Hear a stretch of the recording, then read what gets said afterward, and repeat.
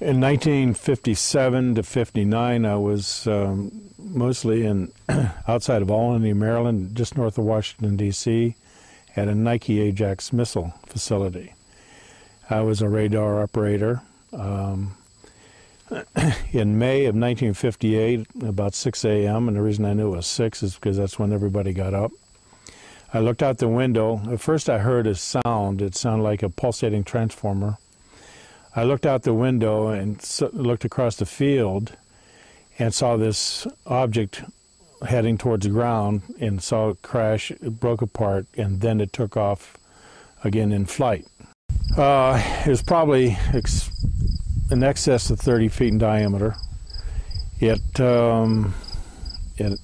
had circular balls appeared on the outer rim up close to a cake-like fixture on top.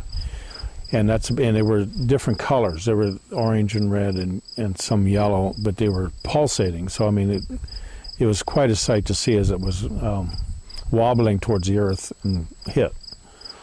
And it came in at a fairly rapid rate. The other issue there was that when the craft took off again after it crashed, it went through a grove of trees, which it actually sheared 3, 4, 5-inch limbs in just one fell swoop, like a knife or a machete. The largest piece that I saw, which was actually glowing white hot, was probably the size of a washing machine.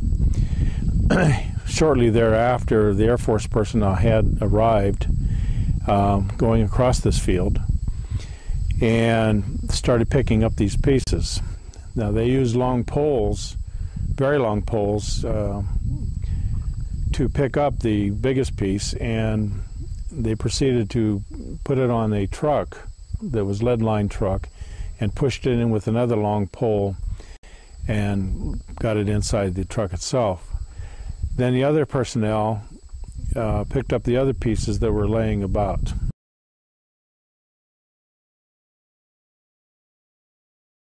The real exciting part happened the next evening while I was on duty, and it was approximately 10, 11 at night. And I got a call from the Gaithersburg facility saying that they had 12 to 15 UFOs 50 to 100 feet off the ground. So I asked the guy who was on the radio with me, I said, what do they sound like? He took his head mic off, put it out the van window, and again the pulsating sound, except there were more of them. I had the radar on, the M33 radar, sweep radar, and I found right next to the ground clutter where Gaithersburg sits, I found the blip where these vehicles were. And then all of a sudden they all took off at the same time. And from my radar scope, it went one sweep. It's a 33 1/3 RPM. To go that distance from the center out to where I got the next blip in the first sweep, at a constant velocity would have to be 17,000 miles an hour, which we calculated from our analog computer.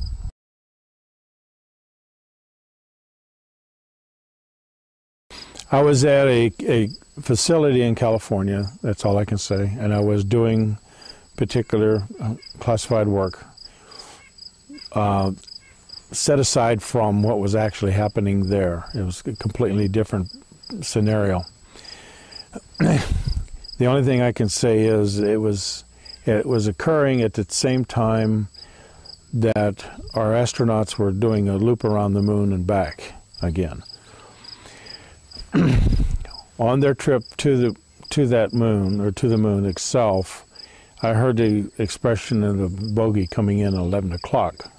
Well, familiar with that particular term, I perked my ears and started listening a little bit and discovered that Houston and the astronauts were talking back and forth about a collision.